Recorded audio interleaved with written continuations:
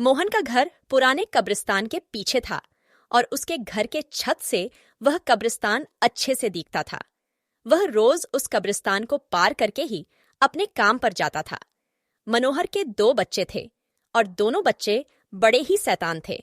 बड़े बेटे का नाम रॉकी और छोटे बेटे का नाम विकी था। एक बार गर्मी की छुट्टियों में रॉकी और विकी की बहन सोनिया भी आई हुई थी।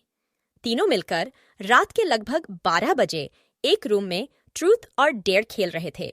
रॉकी सोनिया से पूछता है कि तुम ट्रूथ लोगी या डेयर। सोनिया डेयर लेती है और पूछती है कि तुम लोग कुछ खतरनाक करने के लिए तो नहीं कहोगे ना। ये हुई ना बात, तो जाओ अब छत पर से घूम करके आओ और छत पर रखे गमले में से फूल तोड़ कर लाना होगा, तभी हमें पता चलेगा कि तुम छत पर से आई हो। छत पर से तो कब्रिस्तान दिखता है। नहीं, मैं नहीं जाऊंगी। ऐसा कहकर सोनिया ने मना किया। फिर भी रॉकी और विकी दोनों सोनिया को छत पर जाने के लिए जबरदस्ती बोलते हैं। सोनिया छत पर जाती है और जैसे ही गमले में लगे फूल की तरफ बढ़ती है, तभी उसकी नजर कब्रिस्तान की ओर पड़ती। कब्रिस्तान में एक बड़ा सा सूखा पेड़ होता है। वह देखती है कि उस पेड़ टॉर्च पर एक सर कटी हुई उल्टी लाश लटक रही होती है। सोनिया उसे देखती है और जोर से चिल्लाती हुई बेहोश हो जाती है। फिर जब सोनिया बहुत देर तक छत पर से नहीं लौटती है तो रॉकी और विकी दोनों डर जाते हैं और वह छत पर जाकर के देखते हैं तो पाते हैं कि सोनिया बेहोश पड़ी है। वो तुरंत मनोहर को बुलाते हैं और सारी बात बताते हैं। मनोहर डांटते, तुम तीनों को ऐसा खेल खेलने की जरूरत क्या थी?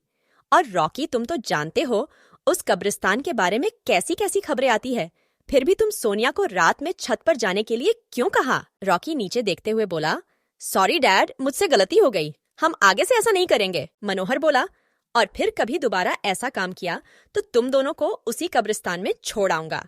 अच्छा सोनिया बेटी, ये बताओ तुमने वहां ऐसा क्या देख लिया था कि तुम वही बेहोश हो गई?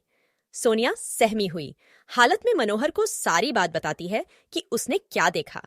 मनोहर ने उस कब्रिस्तान के बारे में ऐसी खबरें पहले भी सुनी हुई थी, इसलिए वह सोनिया को डांटता नहीं है और बच्चों को संभल कर रहने की सलाह देता है। एक दिन मनोहर को काम से छुट्टी मिलने में देर हो जाती है और उस दिन उसे ऑटो भी नहीं मिलता है। वह पैदल ही घर की ओर चल पड़ता है। इधर विकी और रॉकी दोनों आपस में बात करते हैं। विकी, तुम्हें क्या लगता है सोनिया ने जो कहा वो सच है? मुझे तो लगता है कि वो सिर्फ बातें बना रही है, वो उसका भ्रम होगा। अरे नहीं भाई, तुमने उसकी हालत देखी नहीं? एक दिन भी और यहाँ रुकने को तैयार नहीं हुई। मुझे लगता है कि उसने सच में कुछ देखा होगा। चलो हम कब्रिस्तान में जाकर खुद ही देख लेते हैं। अरे भाई, तुम पागल तो नहीं हो गए हो? मुझे अपनी जान बहुत प्यारी है। मैं कहीं नहीं जाऊंगा और तुम भी मत जाओ। विकी के मना करने के बावजूद रॉकी नहीं मानता है और वह अकेले ही कब्रिस्तान की ओर चल देता है। कब्रिस्तान का दरवाजा खोलता है और अंदर चला जाता है। वह उस पेड़ की ओर भी देखता है जिस पर सोनिया को सर कटी हुई उल्टी लाश दिखी थी। रॉकी खड़े होकर उस पेड़ की ओर देखता है। तभी एक अदृश्य हाथ उसके पैरों को पकड़ लेता है। रॉकी डर जाता है और जोरों से चिल्लाने लगता है, बचाओ बचाओ, छोड़ दो, मुझसे गलती हो गई, मैं फिर कभी यहाँ दोबारा नहीं आऊंगा। दूसरे कोने पर एक कब्र होती है जो कि खुली हुई होती है। उसके ऊपर खून लगा हुआ होता है। वह अदृश्य हाथ रॉकी को खींच कर लाते हैं और उस कब्र में ढकेलने की कोशिश करने लगते हैं। रॉकी चिल्लाता है, छोड़ दो, मुझसे गलती हो गई, मैं फिर यहाँ कभी नहीं आऊंगा, मुझे मत मारो, मुझे जाने दो। मनोहर काम से पैदल घर पहुंचने वाला ही होता है। जैसे ही वह कब्रिस्तान से गुजरता है, उसे रॉकी की आवाज सुनाई देती है। ये क्या? ये तो रॉकी की आवाज लगती है। ये तो कब्रिस्तान से आ रही है, मुझे जाकर के देखना चाहिए। मनोहर कब्रिस्तान में चारों ओर देखता है, लेकिन रॉकी कहीं नहीं दिखाई देता है। वह घर लौटकर आ जाता है और विकी से पूछता है कि रॉकी कहाँ है। पापा, मेरे बार बार मना करने के बावजूद भी रॉकी कब्रिस्तान में चला गया। वो जानना चाहता था कि सोनिया जो कह रही थी वो सच है या नहीं। हमारे पास समय बिल्कुल भी नहीं है। जाओ, घर के मंदिर में शंख में जो जल रखा है वो जल्दी से लेकर आओ। हमें रॉकी को खोजने कब्रिस्तान जाना पड़ेगा। विकी वो जल लेकर आता है। मनोहर और विकी कब्रिस्तान में जाते हैं।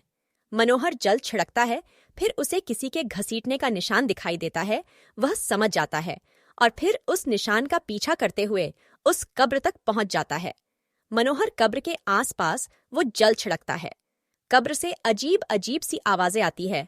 विकी बहुत डर जाता है। मुझे लगता है कि श्रापित प्रेत आत्माओं ने रॉकी को इस कब्र के अंदर कैद कर लिया है। हमें जल्द ही इसे निकलना होगा। तुम ये पवित्र जल आसपास छिड़कते रहो, इससे हमें वो प्रेत आत्माएं कोई नुकसान नहीं पहुंचा पाएगी। मैं कब्र को खोलने की कोशिश करता हूं।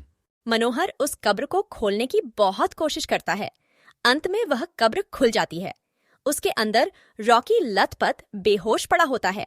मनोहर रॉकी को लेकर हॉस्पिटल जाता है। उसकी हालत बहुत गंभीर होती है। उस दिन के बाद मनोहर उस घर को छोड़कर शहर से दूर एक दूसरे घर में अपने पूरे परिवार के साथ रहने चला जाता है। दोस्तों, अगर आपको मेरी कहानी अच्छी लगी हो तो मेरे चैनल को सब्सक्राइब करें, लाइक करें और हाँ, शेयर भी कर दें। हमारी कहानी देखने के लिए बहुत बहुत धन्यवाद। लव यू दोस्तों।